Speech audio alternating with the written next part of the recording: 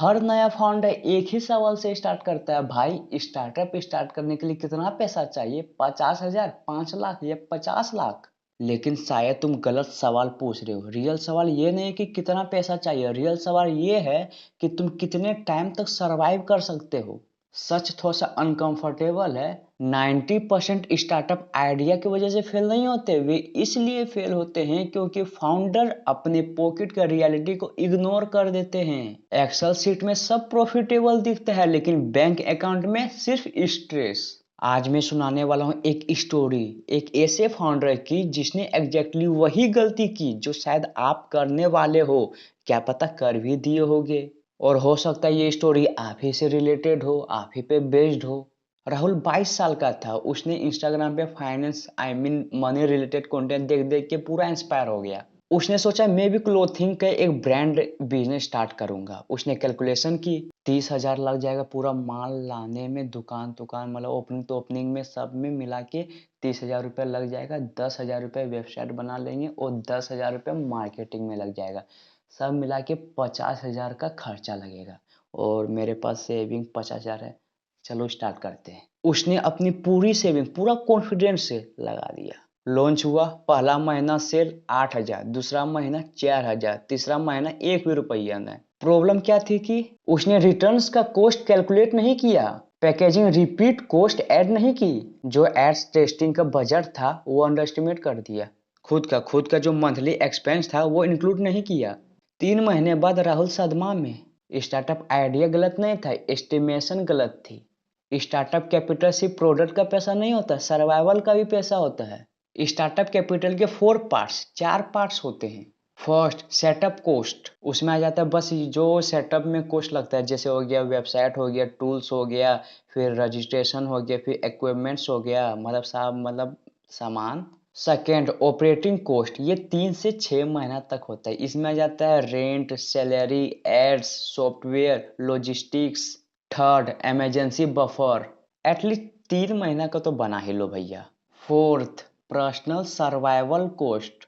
खुद का खर्चा भी इंक्लूड करना है। ये नहीं कि बिजनेस है, बिजनेस तब तक जिंदा है जब तक फाउंडर फाइनेंशियली जिंदा है। अगर तुम प्रेशर में आ गए तो तुम्हारा डिसीजन मेकिंग गड़बड़ा जाएगा। पहला मिस्टेक, सिर्फ लॉन्च का खर्चा ही सोचना।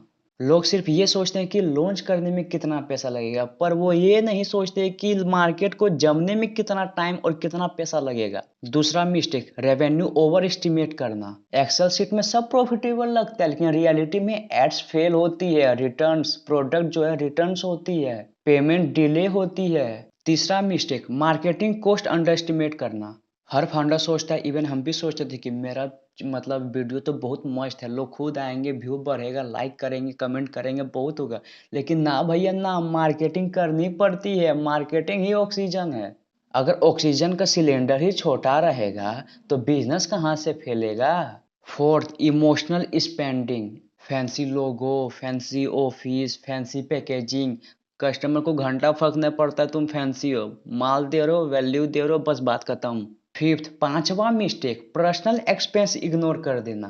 मैं एडजस्ट कर लूंगा, एडजस्ट करते करते 3 महीना हो जाता है, आपका दिमाग घसक जाता है, बात भी बना करें, और स्ट्रेस बढ़ जाता है तो डिसीजन भी नहीं लिया जाता, और डिसीजन नहीं लिया जाएगा तो मूड खराब तो बिजनेस फ्लो, मतलब आप करेंगे।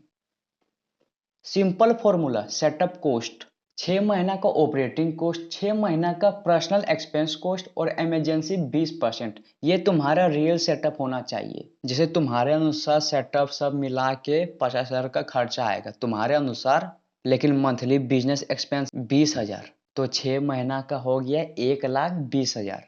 पर्सनल मंथली एक्सपेंस 10,000 मान के चल लो, तो 6 महीना में कितना हो गया? 60,000। तो सब मिला के हो गया तुम्हारा 2,30,000 रुपया, और उसमें 20% इमरजेंसी बफर ऐड कर दो तो तुम्हारा हो गया 2,76,000 रुपया। अब बोलो, 50,000 का प्लान, 50,000 का मेरा पूरा में हो जाएगा। देख लो, अब स्टार्टअप पैसा से नहीं पेशेंस से चलता है, लेकिन पेशेंस भी तब तक रहता है जब तक पॉकेट में है।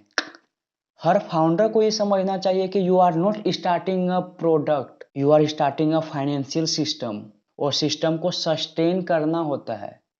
अगर आपके पास कैपिटल आई मीन पैसा कम है तो आप ये कर सकते हैं कि आप सर्विस से स्टार्ट कर सकते हैं, जैसे हम कर रहे हैं वीडियो बना के फ्री, कोई इन्वेस्टमेंट नहीं लग रहा है, लो इन्वेस्टमेंट लगता है, मतलब माइक तक का जो पे खर्चा हो गया बस उतना ही लगेगा, उसके बाद आपका फ्री लगेगा, उसके बाद अगर इसमें अगर हम ग्रो हो गए तो इसी से हम बिजनेस स्टार्ट कर देंगे। अगर नहीं आपको ऑनलाइन नहीं करना है आपको दुकान में, तो आप प्री ऑर्डर्स लो, या तुम्हें ऑनलाइन ही करना है तो तुम डिजिटल प्रोडक्ट्स बेच सकते हो।